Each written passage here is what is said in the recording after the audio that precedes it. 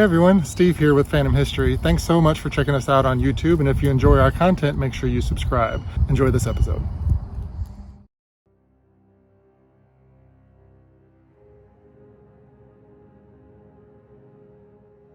Diane was gathering supplies in a closet she often uses before and after she gives paranormal investigation tours at the historic hotel. Behind her, as usual, the door to the dumbwaiter system sat ajar, pushed open by the ongoing draft that pushes up the shaft within the Basin Park Hotel. But tonight, rather than staying open, she heard the door slowly close behind her. That door doesn't just close, she thought. It must be the spirits of the Basin Park Hotel just letting me know they're here. I'm Steve Blanchard. Welcome to Phantom History.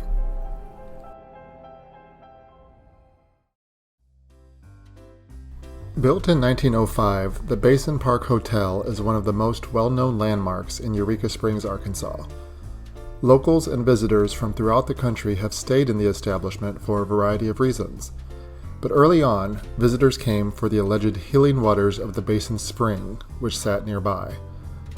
While the Basin Park Hotel is named for that popular spring, it was not the original structure to be built near that healing water or to attract guests to the property.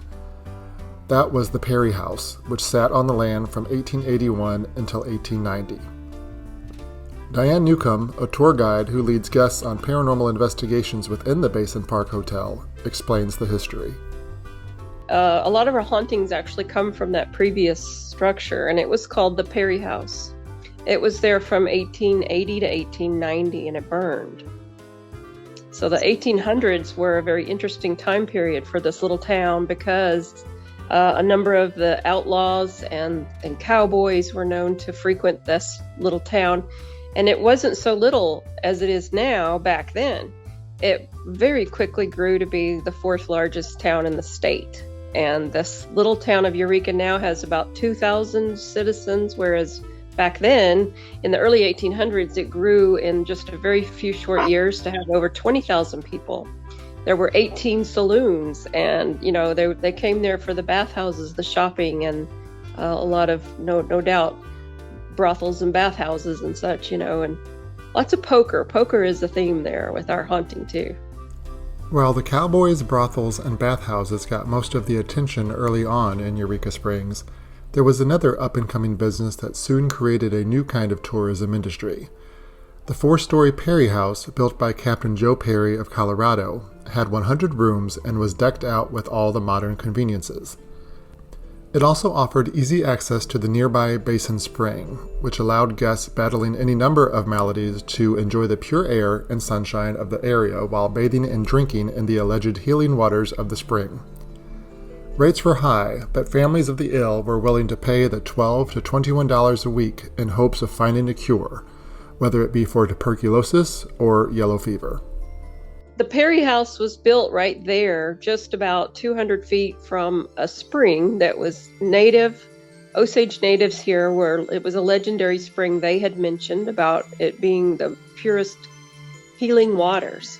A doctor named Jackson came here in the 1850s, and he discovered that spring, basically putting it on the map.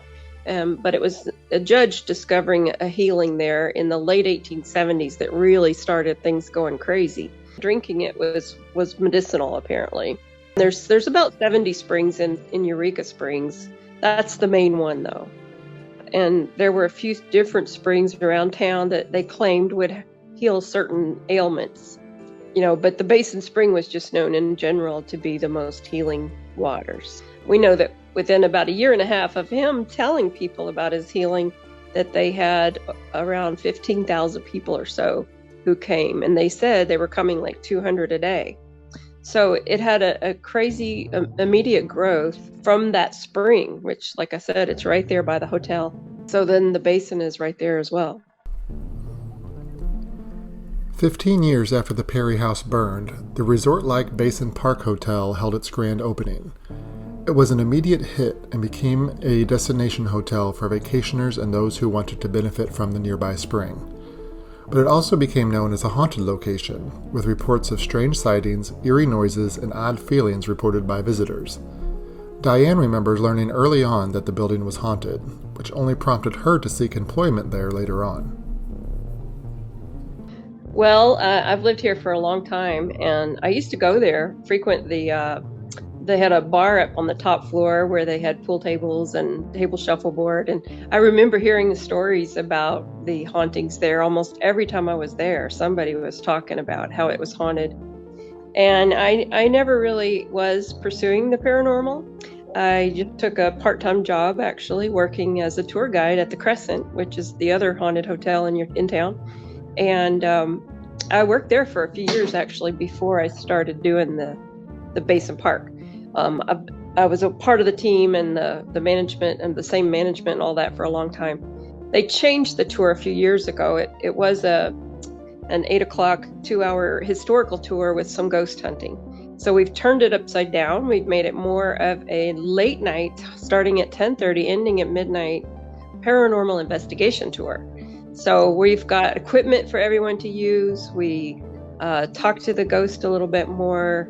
I take them all over the hotel, and we have special access to places most people don't get to go. It's just a whole lot more interactive and fun for the guests. Since each tour is an active paranormal investigation, Diane says she and the guests find evidence of hauntings on nearly every walk through the building. Basin Park Hotel stands 7 stories and has nearly 70 rooms divided between 2 wings. A courtyard and a large ballroom on the top floor are all included in the tour, but the most haunted locations, according to Diane, are the first floor, or one level up from the lobby, and the 3rd floor of the south wing. There's areas that are known for more activity, and one of those is on the 1st floor, which is actually one level up from the lobby. And that's where the bar and restaurant is. And because I think there's a lot of people and energy and activity there, that there's a lot more hauntings because they're able to utilize that energy. And same with the 3rd floor on the south wing. That's one of my favorite areas. We've had a number of photographs and stories out of that part of the hotel. And in particular, it's cowboys. So I think it's fun that we have all these cowboys that haunt there. Been a number of reports and a few photos, but in addition to the cowboys, we've got a child, we've got a woman, we've got another woman. I mean, there's been quite a few captures and stories from varied individuals, and everyone has their own story to tell, their own encounter. But then there's a few ghosts, who seem to reappear from time to time. While the spirits of the cowboys that are likely remnants of the Perry House are found throughout the building and are spotted walking through walls, the number of children's spirits in the hotel often surprises Diane's guests. They vary in age and could likely be victims of a number of ailments that their families hoped the basin spring waters would ultimately heal. They've been captured on film a number of times, little girls mostly. There's one on that 3rd floor. There's another 1 or 2 that are seen on the 1st floor in the bar and restroom and one of the dining rooms. And then there's another one up on the top floor that we actually interact with on the tour fairly often, I'd say. The one on the top floor, we believe, is about 3. She's very small. Oh, wow. And there's one on the 1st floor that might be between 8 and 10, possibly. She's young, but not little. And the one on the 3rd floor, we got a recent photo of the back of her head. She looks about 10 in that age range.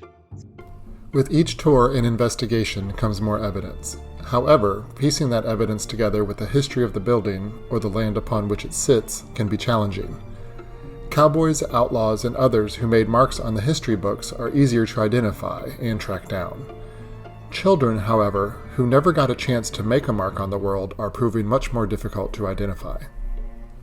It would be nice if we knew who all had been there and who they might be that haunts there. We don't know specifically the living people who haunt that place and if they died there. I always emphasize to my guests that, not all deaths equal a haunting, and not all hauntings came from a death. These could be just energy patterns. They could be sentient, entities. They could be lost souls. There's a lot of paranormal that's unexplainable. But, just from our sightings and the dress, sometimes, and different little clues. We kind of get an idea of the time frame that these people or these spirits might be from. Some are just a loop of energy that just seems to repeat, and some of those might happen at the same time at the same place. I haven't figured any of those out yet, but they're obviously not happening on my tour. There is one on the 5th floor. It looks like a cowboy. We caught him in a shadow, and I heard about a sighting of him, and it seemed to have been like right after midnight. So we're getting close on that one.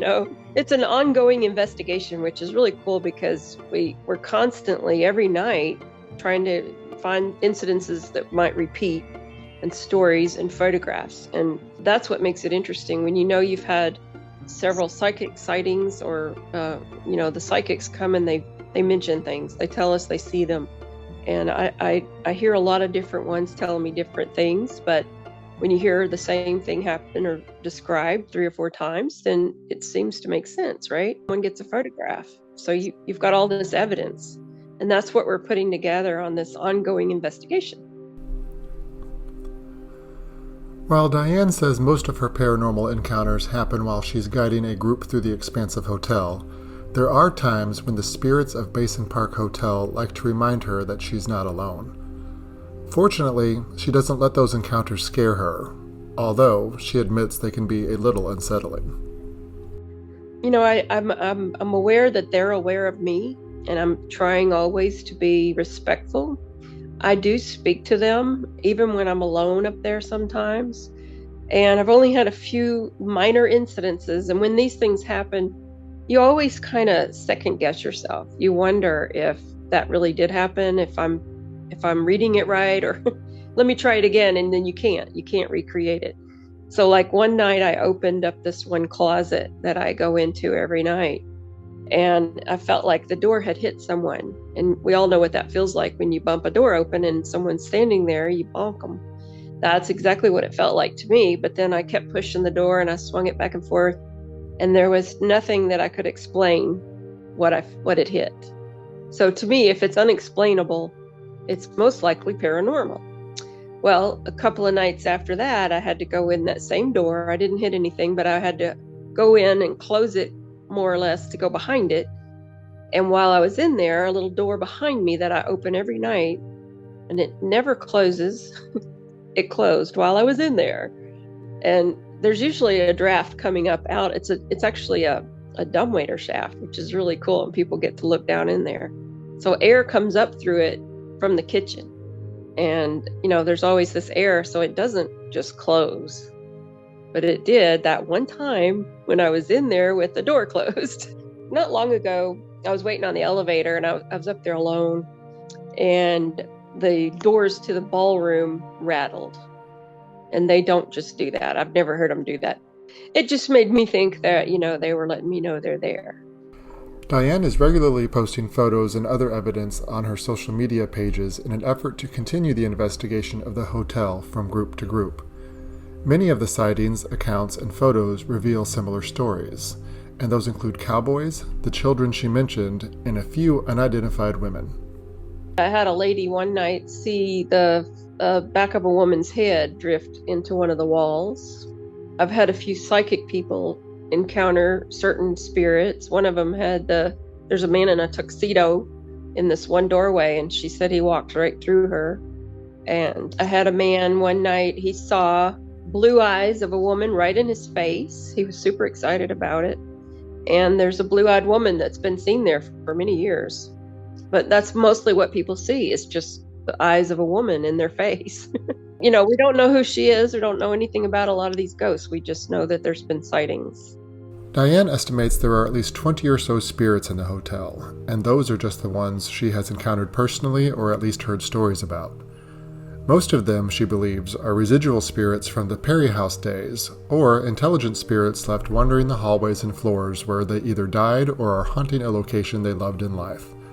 But there is something a little darker in the lower section of Basin Park Hotel that Diane has to warn her tour guests about each night. The Basin also has its interesting lower regions. We have a speakeasy with a secret entrance. Pretty cool. And we also have a spirit down there. that we've caught on video. We have still photographs. We have had a number of people encounter this spirit, and we don't know who it is, but I have to warn everyone about it. And this one in the basement there, I tell everybody that I think there's a life lesson there, because if you have an angry spirit, that person must have been angry for some reason, and they're still angry, and they're stuck in that anger. And I tell everybody, you don't want to be that ghost, do you? And that's the way it's been described to me also, is that a spirit can be in death just like they were in life. They might have been a nice person, they might not have been a nice person. Could also be stuck in a little loop of energy that might have been associated with an emotion. So that's what we encounter. And I've had a number of people on tours burst into tears when they encounter certain spirits that are sad. While the Basin Park Hotel is likely one of the most haunted buildings in Eureka Springs, with the Crescent Hotel being the other, Diane says that the entire town is haunted. With the troubled history of its past and the number of ill people traveling to the area in the hopes of finding healing waters in the springs, it makes sense that there could be spirits wandering around in modern-day Eureka Springs, Arkansas. Our cemetery is actually on the eastern outskirts of town, and it's one of the more level areas of town. Our town is in the hills, They did have like a potter's field area out there for unknowns and such. A lot of people came here sick and diseased and dying and died there. So our little town has had a lot more deaths than most little towns probably ever had. Thank you to Diane Newcomb for sharing the history and details about the paranormal evidence collected at the Basin Park Hotel in Eureka Springs, Arkansas. To schedule a tour with Diane, visit basinpark.com and follow the Things to Do tab. You can also book at reserveeureka.com and follow her on Instagram at Basin Park Hotel Ghost Tour. Music for this episode was provided by Silverman Sound, Shane Ivers, Purple Planet Music, and Chad Crouch.